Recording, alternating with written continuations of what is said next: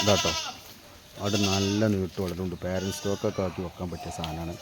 നല്ല തീറ്റയും കൂടി അതുകൊണ്ട് ഒരു 30 കിലോ കണ്ട് ഇറച്ചിയിൽ തന്നെ ഉണ്ടാവും. അത് ഒരു 28 മുതൽ 30 വരെ ഇറച്ചിയിൽ തന്നെ ഉണ്ടാവും. നല്ല മടിച്ചോർക്കുള്ള ആടാണ്.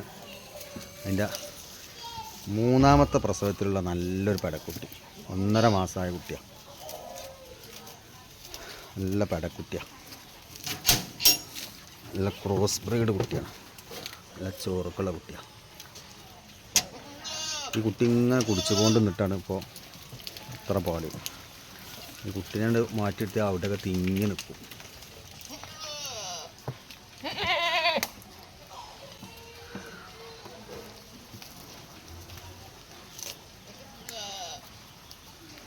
അപ്പം ധൈര്യമായിട്ട് വളർത്തട്ടോ ആടിനെ. ആടിൻ്റെ നീട്ടം കണ്ടില്ലേ?